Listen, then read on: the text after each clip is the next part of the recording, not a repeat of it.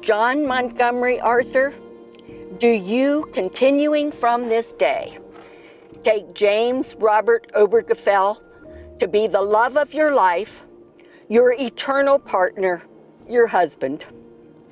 I do.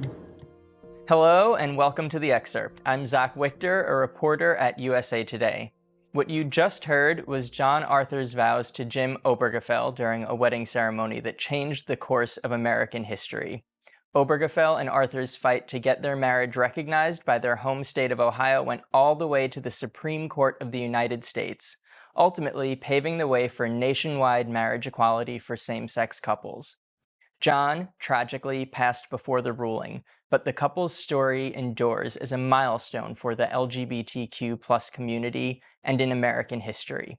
Jim Obergefell joins me now to share more about his story. Jim, thanks for joining me. Absolutely, Zach. Great to be here. Did you ever think that marriage was a possibility? Was that on the horizon for you at all? Well, for me growing up, marriage always was part of my future, but that was a straight marriage. All of my siblings were married and having kids. So that was always what I imagined. But when I came out, I felt like that dream, that image of my future was taken away from me because that wasn't a possibility. And in fact, when John and I became a couple early on in our relationship, probably 1994 or 95, we talked about marriage and how we both wanted to get married. But we wanted marriage. We didn't want a symbolic ceremony. We didn't want a civil union, a domestic partnership. We wanted marriage. So we just thought, well, we're never going to have that option because there isn't anywhere in the United States we can do that.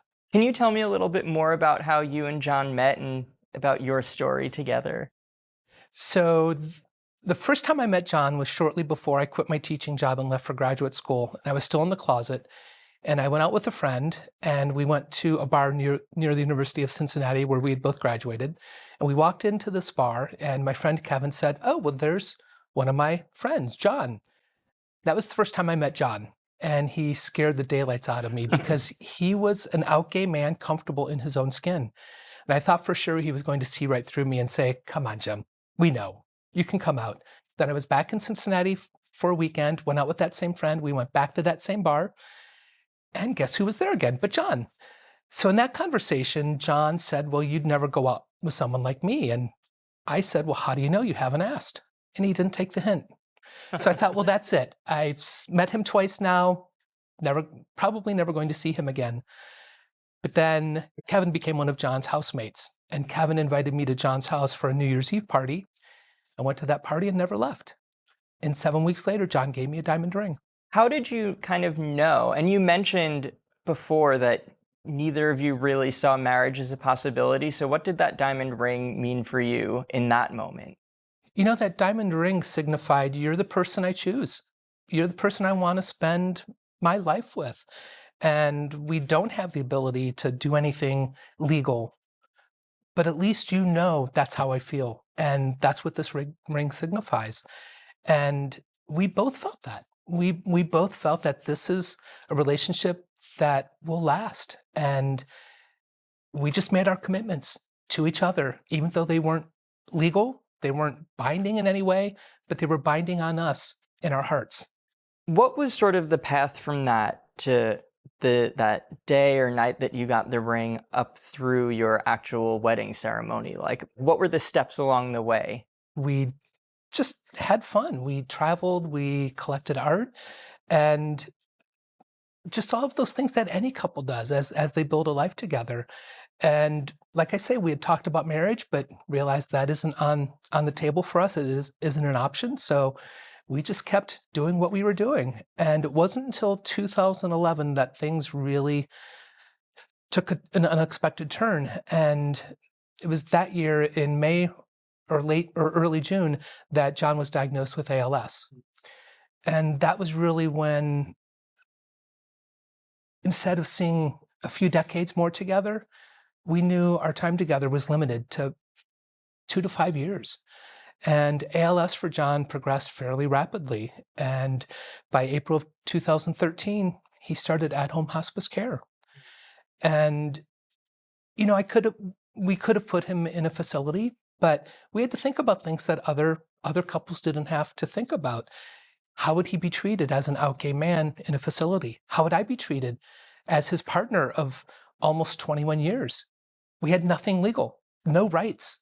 And we made the decision, let's do at-home hospice care, because that meant I could keep him safe and comfortable. And it was my honor to do that, no matter how tiring or overwhelming it was.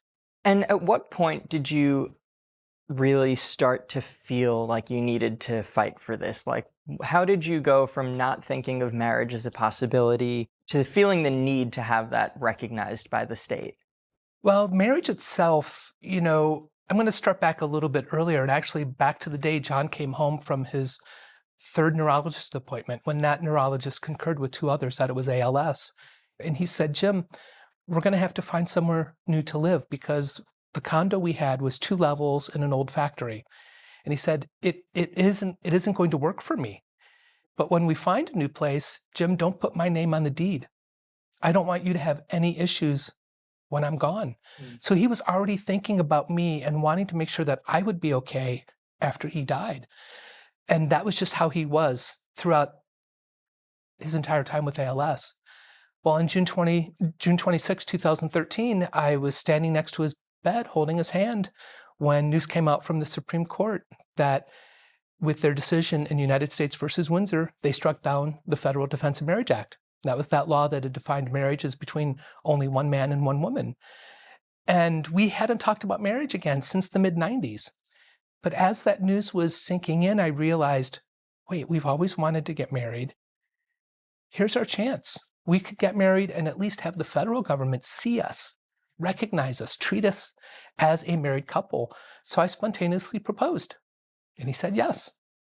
Once DOMA was turned over, how did you start to think about this fight for yourself? And how did you go from this discussion to eventually suing the state and ultimately winding up in the Supreme Court?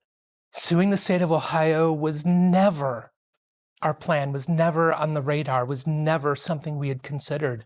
And going to the Supreme Court certainly was even beyond that. That all happened kind of unexpectedly. And, we decided to get married. And because we lived in Ohio, which had its own state level Defense of Marriage Act, we couldn't get a marriage license or get married at home. So we figured out, well, let's go to Maryland, because it's the only state that doesn't require both of us to appear in person to apply for a marriage license. And I loved that, because my whole goal was I want to keep John as safe and as comfortable as possible. So I could get the marriage license on my own, come back to Cincinnati, and then we could go to Maryland just for the ceremony.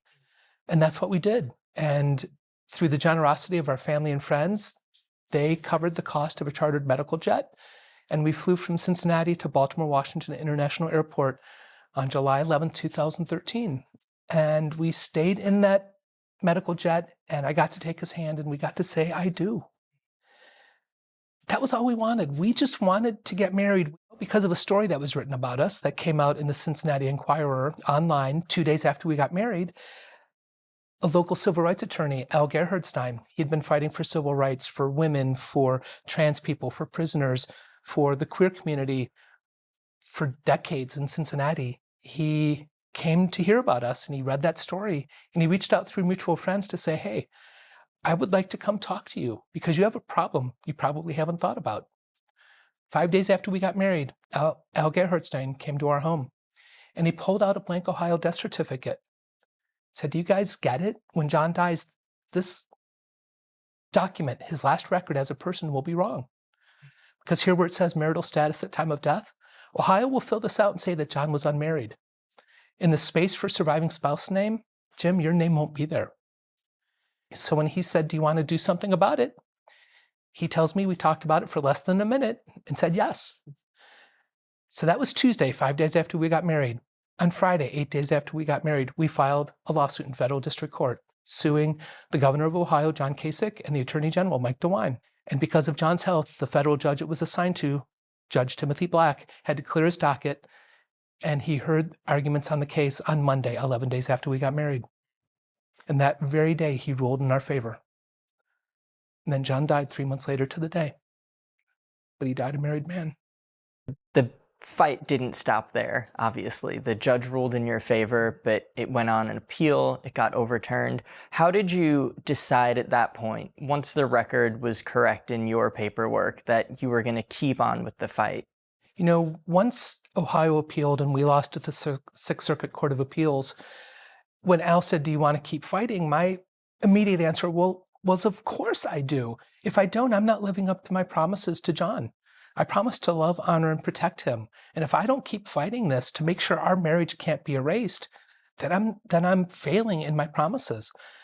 And in April of 2015, I was in the Supreme Court for oral arguments. And then I was there again on June 26th, 2015, when the decision came down. What was that experience like, being in the court for oral arguments in a case that bore your name? You know, I don't think you could ever prepare yourself to go to the Supreme Court as a plaintiff, let alone as the named plaintiff, when there's more than 30 other plaintiffs in the case. I mean, it would be overwhelming enough just being one of those 30 plaintiffs, but to have your name and your story and your face be what everyone sees, what everyone hears, what everyone knows, it's overwhelming. And I had to be in that courtroom. I had to be there to hear what the justices said, to hear what the states argued. But to be fair, I went into the courtroom feeling optimistic. I refused to think that the highest court in the land could possibly rule against us. And I was positive, I was optimistic, and that didn't change after oral arguments. And I was happy that I knew I had at most 2 months to wait for a decision. I've seen in other interviews you've said that you never really considered yourself an activist. So how did you go from Jim from Ohio to suing the state of Ohio and becoming a gay rights figurehead? I think it just happened. And honestly, it's because of John, because we loved each other and we wanted to exist. And learning that our right to call each other husband and to have it mean something wasn't going to be reflected on his death certificate. I mean, it did. It broke our hearts. But I think the more important thing is it really made us angry. The injustice of it, the harm that it was doing to us. So I think it was that. It was that I loved John. He loved me back. We finally had the chance to say I do. But then understanding how our home state, the state where I was born and raised, would completely disregard us, made me angry, made us both angry. So not something I ever thought would happen, but it's amazing what will happen when you love someone enough, when you're willing to fight for what you know is right, and when you're angry. And you mentioned before you were also in DC the day the decision came down. Like, what was that experience like, and what were you thinking about, and what would you have said to John if he was there with you? I'm just holding the hands of friends sitting on either side of me thinking, all right, here it comes, here it comes. And of course I'm thinking, John, I wish you were here. I wish you could experience this. I wish it was your hand I was holding. And all I wanted in that moment was to hug and kiss John and say our marriage can never be erased. He wasn't there. I didn't have that joy of sharing that moment with him. I thought about so many people who I had met over the course of the case, the people who were coming up to me and sharing photos and telling me stories and talking about what this potential decision meant to them and what it meant to the person they loved, their child. I was thinking about them. And then just the unexpected realization that for the first time in my life as an out gay man, I actually felt like an equal American. I wasn't expecting to feel that. And that was a really beautiful realization. I feel equal. It's about queer kids having a future, knowing that, in the words of a mom and dad who stopped me on the street in Philadelphia with their child in a stroller, they said, "Thanks to you and those other plaintiffs, Jim, we know our kid can one day marry the person they love, no matter whom that person is."